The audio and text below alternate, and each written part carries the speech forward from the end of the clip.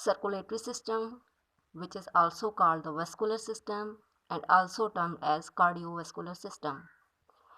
Cardiovascular system, word cardiovascular, derived from a Latin language. Cardio is for the heart, while vascular is for the vessels. This system comprises heart, blood vessels, and third is the blood. This system permits blood to circulate and to transport. What to circulate and what to transport? Nutrients.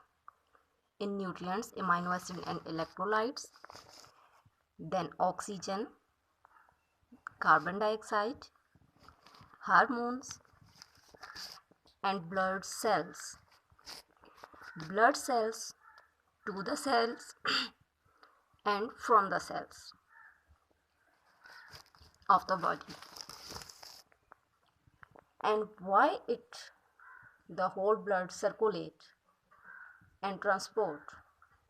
Because it has to provide what to provide? Nourishment and help in fighting disease, to stabilize temperature, pH, and to maintain homeostasis. So, blood consists of plasma, red blood cells, white blood cells, and platelets, which is circulated by the whole plasma, red blood cells, white blood cells, and platelets are circulated by heart through circulatory system. And blood carry oxygen and nutrients to the cells and waste materials away from all body tissues.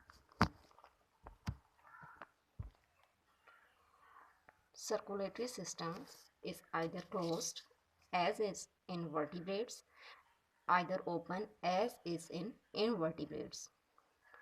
Closed circulatory system means blood never leaves network of arteries, veins, and capillaries.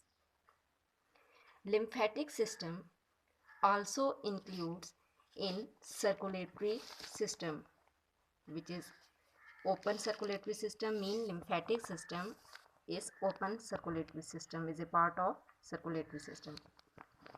And what is the function of lymphatic system? It circulates lymph. What is lymph? It is excess blood plasma which after filtered return to lymphatic system. This lymphatic system comprises lymph, lymph nodes, and lymph vessels.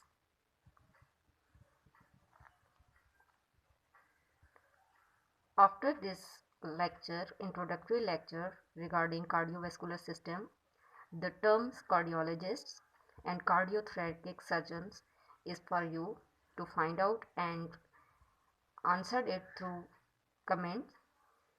And if is there any question regarding this lecture, you can ask through the comments. Thank you.